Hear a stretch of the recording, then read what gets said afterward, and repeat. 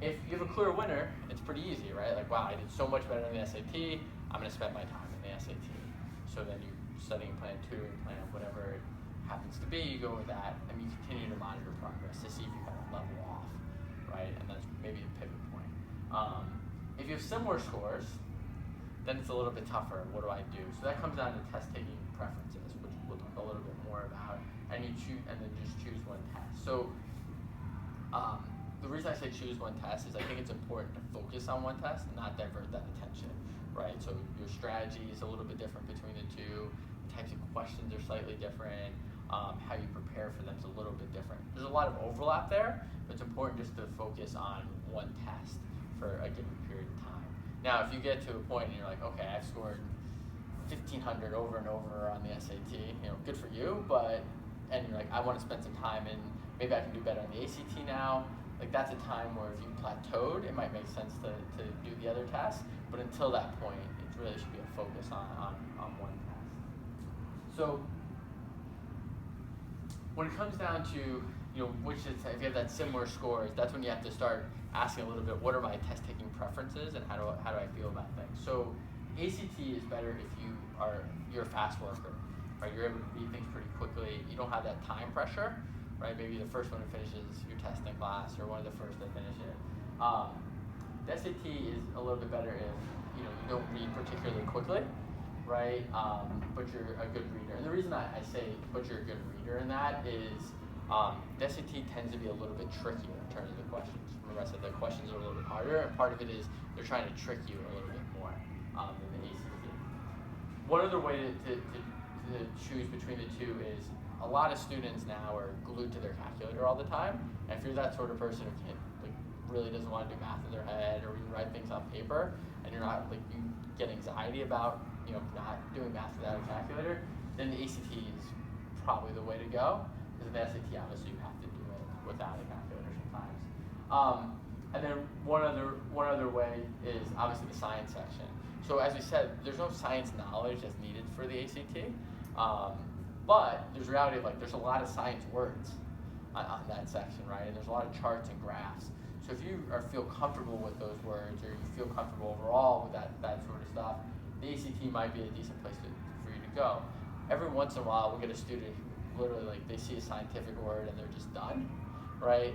The SAT is probably the right way for them to go, because you might not be able to overcome that barrier, depending if the scores are similar. The other thing, which I mentioned before, is the SAT used to have a lot of tricks. That used to be what they did, was always try to trick you into the wrong answer. There's still some of that on the SAT.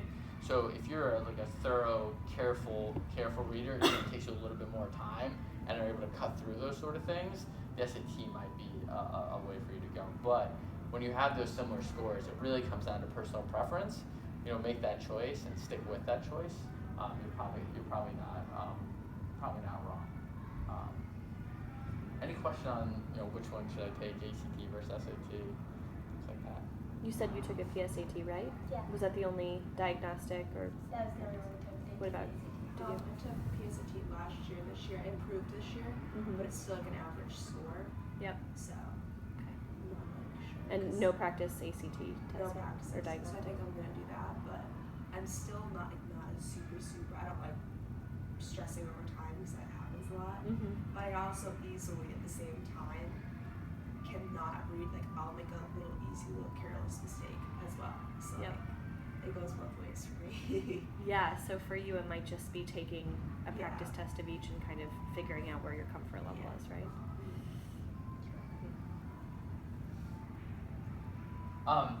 So one other thing that's worth bringing up is SAT 2-subject tests. So depending on the type of university you're going to, the more competitive, the more likely you're going to have to take some SAT 2-subject tests. The difference in subject tests then is the regular test, SAT or ACT, is often testing your breadth of knowledge, and you don't really have to have any particular knowledge going in. That's not true of the subject exams. You need to have taken that subject, you need to have studied that recently. There's a lot of content in there that you need to know, and this is really more about depth. Now, universities will often love to see if you can get really great scores across multiple subjects, but it's more important that you get a great score on the subject test that you take. So if you're a math and science person and you can crush that and you can't do the English, Um, in history and languages, that's fine, right? So optimize for depth over breadth in this case, and then you'll see in the timeline that we have after this that when you take these is important as well.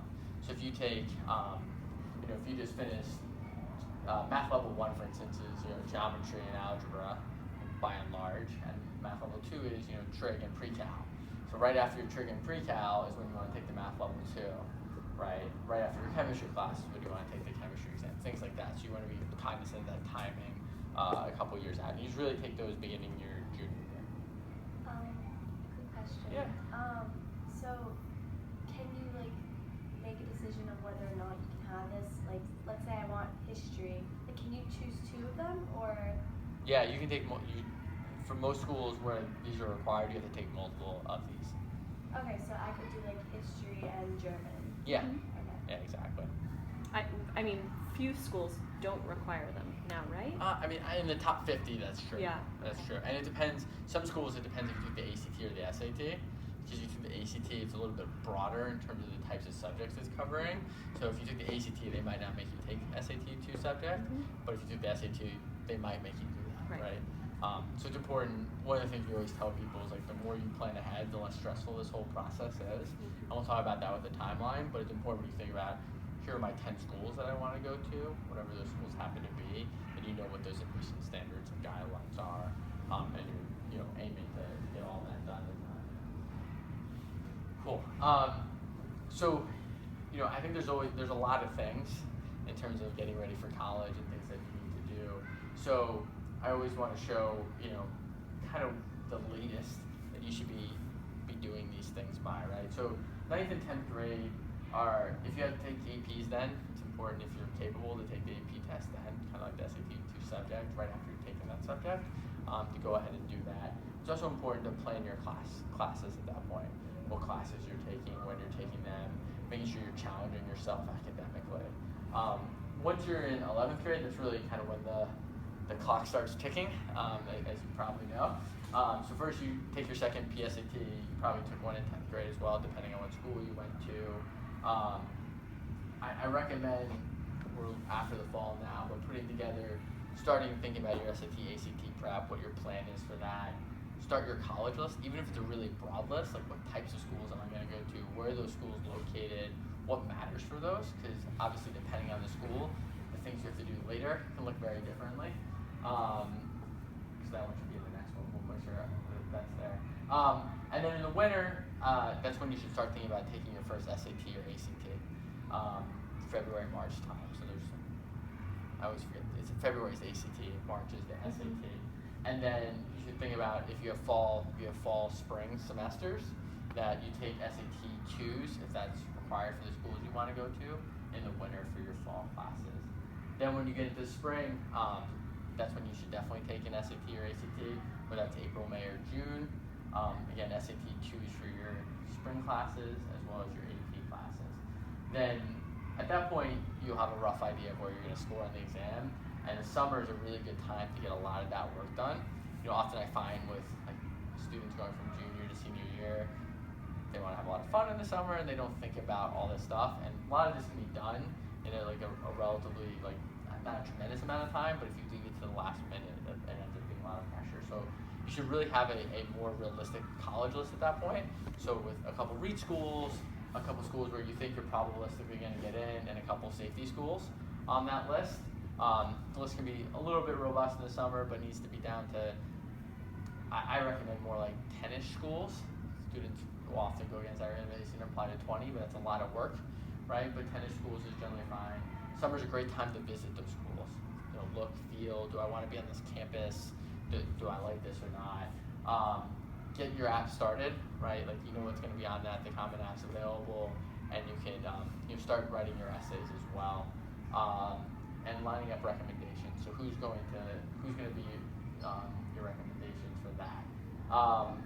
Fall's your last chance, SAT, ACT, that October time window, right? So if you want to take another one, ideally you don't have to take another one, because you should prep for it regardless if you're going to do it. Your application, your college interviews, and then getting your financial aid ready kind of all happens fall into spring of your senior year. So I think this is important just to talk about, like, regardless of how you're going to prep for the SAT or ACT, you need to have a lot of time for that, right? So you need at least 10-ish, 12 weeks to really make a difference in that score. You can make a difference in 2 or 3 weeks, but that's a really intensive amount of time, right? So realistically, you're probably only going to spend so many hours in a given week. Ideal is that you plan out for 3, 4, 5 months in advance and build up over time. Regardless if you go to a tutoring organization like ours or you go someplace else, expect to spend a couple hours in that tutoring and then 5+ hours of individual work. And if you're by yourself, you think about more like 10 hours of individual work a week in order to get ready for that exam. Does that make sense? Any questions about this? I mean, couple of important points to be highlighted. One is the 5 hours of personal work, even if you're with a tutor. Yeah. Same for sports, right? You can't just show up for practices and expect to be at the top of your game. It's you show up for practices and then there's a lot of work that goes in on the side, whether that's in the weight room or, running, or you're a swimmer, I'm thinking, getting in the pool on your own. This is the same. The other important thing is having this timeline visually represented up here. I hope that it's kind of an anxiety reducer. If you really start strategizing and your timing is perfect early, it's obviously the smartest way to go, right? Rather than cramming for a big test like this that is unfortunately or fortunately very, very important for your college admissions package. It's not going to work. You have school, you have sports, you have other extracurriculars, planning ahead. And then the last thing that I want to highlight too is it's not just us, we run a prep company saying you're going to need some kind of prep, whether or not it's on your own or with us or whomever. There are, pretty objective third parties, like there's a bunch of, college counseling companies who, on their YouTube videos say, and they don't offer any prep, who say, just about any student looking to go to a competitive university needs some level of prep, whether it's individual, group class, what have you, but expecting to go in cold without any preparation at all is probably not a good idea. And then the question I would pose to you is how many, roughly percentage-wise, of your students end up taking the SAT or ACT more than once? So they sign up for April, how many times? 90%, 95% take more than once. Like the ones who are really prepared end up taking a February, March exam, and right. take a May, June exam, and they're done by the summer. Right. That's probably 20% of the folks who come to us. Mm-hmm. The other, let's say 70 then who are taking another exam end up taking the fall one. Right. Right. And the thing I don't love about the fall one is like the pressure that builds on that. Like people expect miracles for that fall one for some reason. It's just not realistic. Right, to still be realistic about it, but the more you plan ahead, the better. I mean, ideally, you're done June, mm-hmm. right? You don't have to think about those exams again because you have a lot of other stuff to get ready and big choices to make. And then, just Chelsea Piers and I, some athletes, we put together a little bit of timeline of like, what does this look like for athletes, right? So it's pretty similar, except for a few things. Just think of like the timeline gets shifted a little bit, and then how you think about your SAT or ACT are different depending on the type of school you're going to, right? So you should really start thinking about like where, if you have the potential to play a sport in college, what schools do I want to go to? Where could I actually play? Start putting that list together. Start putting together your athlete resume, and start sending the coaches really early, 9th and 10th, because they're going to start looking at you, then or even earlier, depending on the sport at this point. That recruiting, I mean, obviously begins before, as you guys know, there's people commit even earlier. Really, for lots of athletes, it really kicks in that fall. That fall kind of winters when you're going to figure out where you're going to go, sign your letter of intent, etc. Important thing to remember, if you are going to play D1 or D2, you have to go through what's called the NCAA clearinghouse, right, which is going to evaluate your academic profile and whether you're eligible or not. To play there. And then lastly, your fall of your senior year, you get your 5 official visits. The other thing that's important to remember, so I'll give you a case example, which I think is interesting. So we had a student, I don't know if I told you this, who came to us the other day who had committed to Lehigh, and she's a sophomore, committed to Lehigh. And the father asked me, well, she took the SAT, or she took the PSAT, here's how she did. you know, should we do tutoring now